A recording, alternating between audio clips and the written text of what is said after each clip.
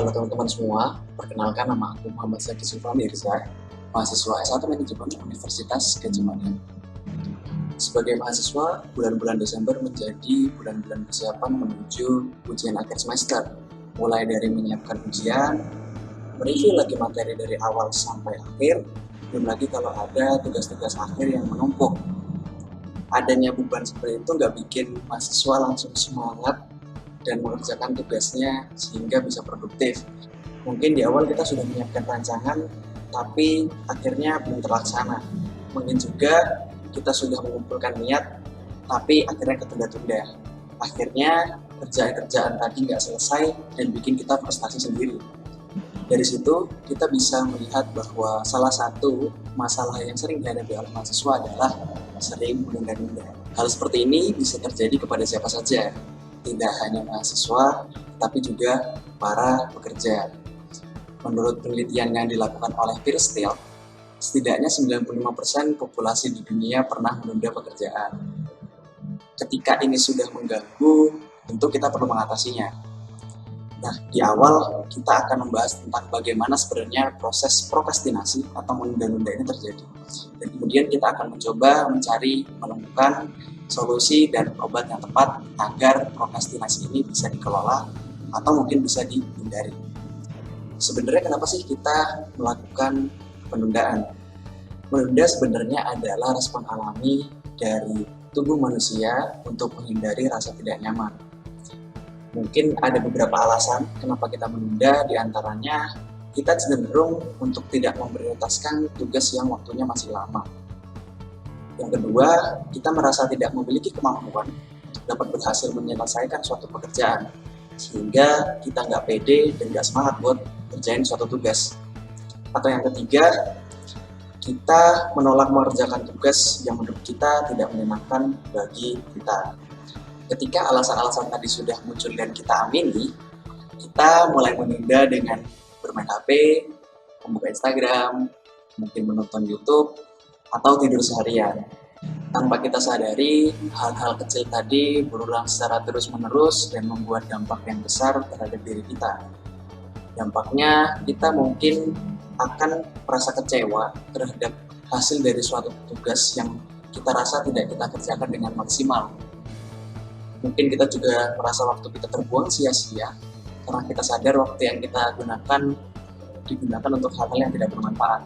Padahal mungkin waktu-waktu yang ada bisa kita gunakan untuk hal produktif lainnya. Menunda-nunda juga bikin kita tertekan dan merasa terburu-buru untuk mengerjakan tugas sebelum deadline-nya. Terus, apa yang bisa kita lakukan?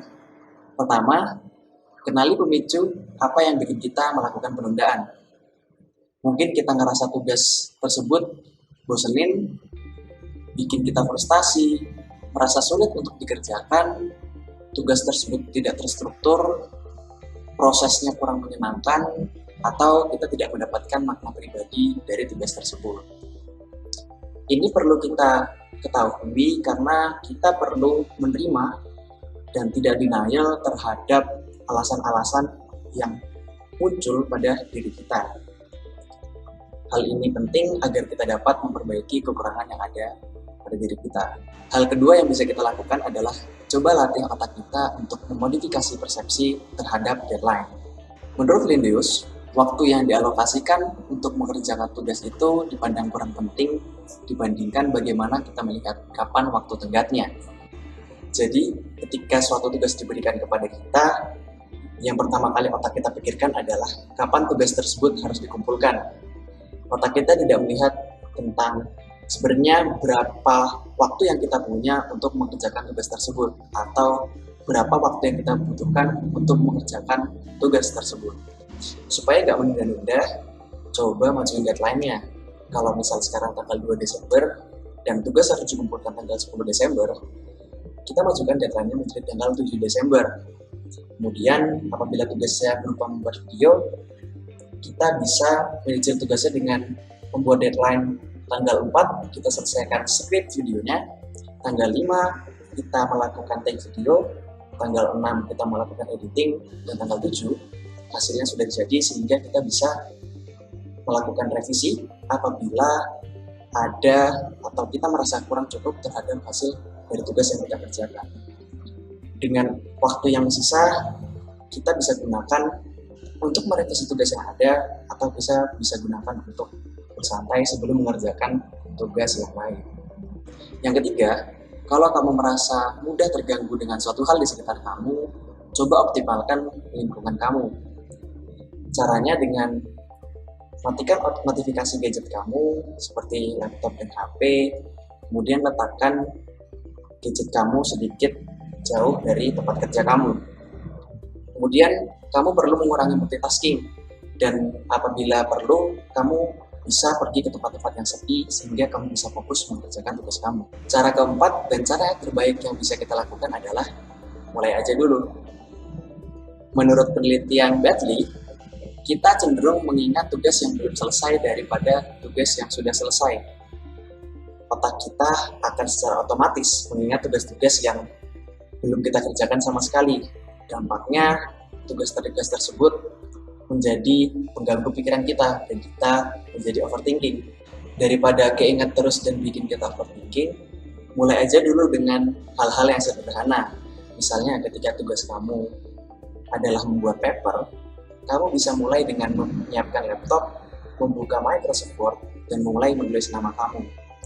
Setelah kita mulai, kita akan cenderung bakal terus mengerjakannya, dan dari situ overthinking kita juga akan berkurang. Dari beberapa hal yang sebelumnya aku sampaikan, kita bisa tahu bahwa menunda pekerjaan bukan hanya tentang masalah manajemen waktu, manajemen kegiatan, tapi juga tentang bagaimana manajemen emosi.